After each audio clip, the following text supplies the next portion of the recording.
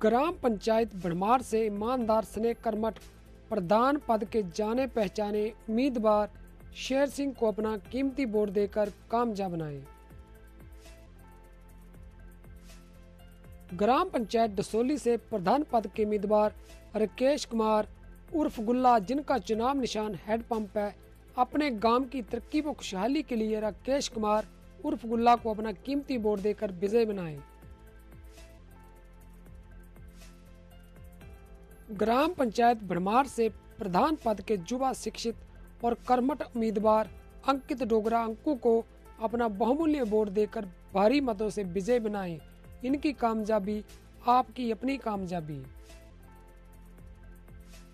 हम आपकी मुलाकात करवा रहे हैं मेहरा पंचायत के अंदर रिटायर्ड प्रिंसिपल राजेंद्र प्रसाद जी से, जो प्रधान पद के रूप में अपना पहला चुनाव लड़ रहे हैं। उनके बारे में बता दें कि वो शुरू से ही समाज सेवा में तत्पर हैं और काफी लोगों की उन्होंने सेवा की है। तो आइए उनसे बातचीत करते हैं। राजेंद्र प्रसाद जी, आपका हिमाचल प्रास में स्वागत है। धन्यवाद। राजेंद्र प्रसाद जी, आप प्रधान पद के रूप में अपना पहला चुनाव लड़ रहे हैं जी। अगर आप ये चुनाव जीत जाते हैं जी तो आपका पहला कार्य क्या हो? इस मेरा पंचायत को एक आदर्श पंचायत बनाना है और सभी लोगों के सहयोग से, जो लोग इस सरकार की नीतियों से वंचित रह गए हैं, जो जिनका उत्पीड़न हुआ है, जिनको सरकार की नीतियों का सही फायदा नहीं हुआ है, उनकी सेवा करना मेरा परम लक्ष्य होगा। जी राजेंद्र प्रसाद जी, हमारा दूसरा प्रश्न ये है कि लोग अक्सर चाहते हैं कि एक अच्छा प्रधान पंचायत के अंदर आए, 5 साल बाद चुनाव होते हैं और लोग और गरीब लोगों को काफी अपेक्षा होती है कि पंचायत के अंदर जो है वो विकास होगा, लेकिन अगर ऐसा बहुत कम देखा जाता है, क्या कारण है इनके? हाँ, जब प्रधान बन जाता है तो उसके बाद वो अपनी तरफ ज़्यादा ध्यान देता है और लोगों की तरफ ध्यान कम करता है। तो मेरा ये मानना है कि क्योंकि मैंने आर्मी में सर्विस की है और उसके बाद मैं एजुकेशन में 18 साल लगाए हैं, और मैं जब मैं एजुकेशन में था तो जो कमज़ोर बच्चे होते थे उनसे माता पिता से मिलता था और उनके एजुकेशन में खूब मेहनत की है। उसी के सहयोग से ही अभी मैं चाहता हूँ कि जो लोगों को फ़ायदा नहीं हुआ है और वो लोगों को फ़ायदा मिले, लोगों के मैं संपर्क करूं।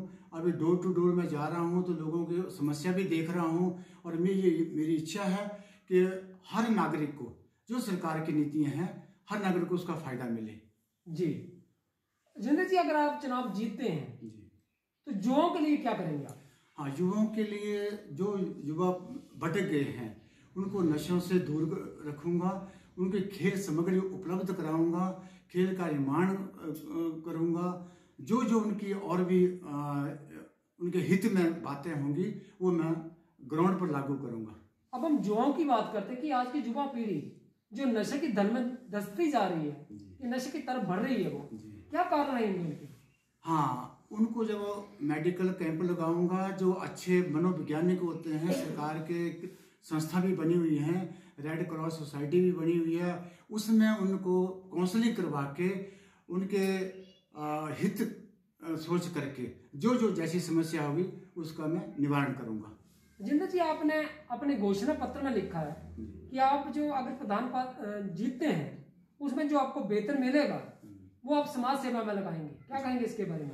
हाँ, जो मुझे वेतन मिलेगा वो मैं गरीबों की, जरूरतमंदों की उस सेवा में खर्च करूंगा। पंचायत के जो अच्छे कार्य हैं उसमें खर्च करूंगा। इवन के जो मुझे अपनी पेंशन मिलेगी उसका कुछ हिस्सा मैं समाज सेवा में भी लगाऊंगा। सरकार के तो मिलेगा पैसा, लेकिन कुछ अपनी पेंशन का भी लगाऊंगा, क्योंकि निष्काम सेवा ही परम सेवा होती है। जी, आप पहले से ही समाज सेवा में तत्पर रहे हैं जी, और अक्सर हमने भी सुना है जी और लोगों को भी पता है जी। तो क्या क्या समाज सेवा की आपने, इसके बारे में कहेंगे कुछ? हाँ, बिल्कुल बिल्कुल। पहले तो मैंने देश सेवा की है।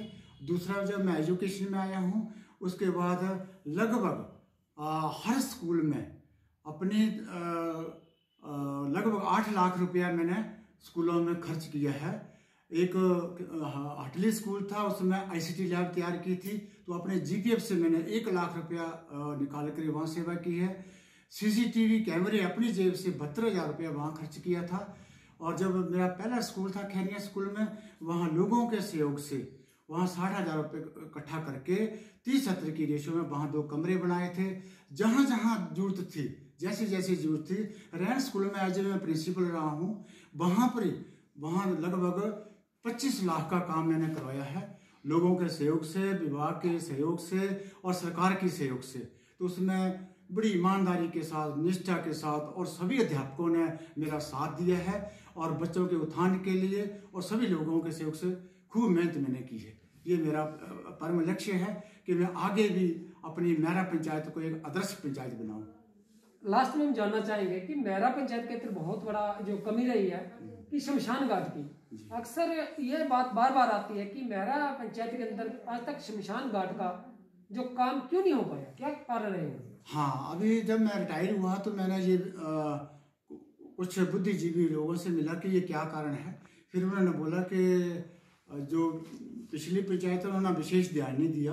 और अभी मेरा ये है, मैंने मन में सोचा है कि जहाँ जहाँ शमशान घाट की जरूरत है, एक आदर्श जो शमशान घाट है, क्योंकि मरने के बाद हम उसको भी ठीक नहीं कर सकते, तो फिर हमारा प्रधान होने का क्या ये रह गया है, फायदा क्या है। तो वो मैं पूरा मेरे प्रयास होंगे और सरकार का सहयोग लेकर के, लोगों का सहयोग लेकर, क्योंकि हमारे समाज के अच्छे लोग हैं, उसमें सिर्फ सेवा का भाव होना चाहिए और लोग जरूर मुझे समर्थन भी दे रहे हैं और बहुत अच्छा सहयोग मिल रहा है। और वो चाहते हैं लोग कि नहीं, ऐसा आदमी जो पढ़ा लिखा है, समझदार है, सेवा भाव है, हम इसको आगे लाएं, तभी हमारे मैरा पंचायत का सुधार हो सकता है और यह आदर्श पंचायत बन सकती है। जी धन्यवाद, आपने हिमाचल प्लस न्यूज से बात की, इसके लिए धन्यवाद।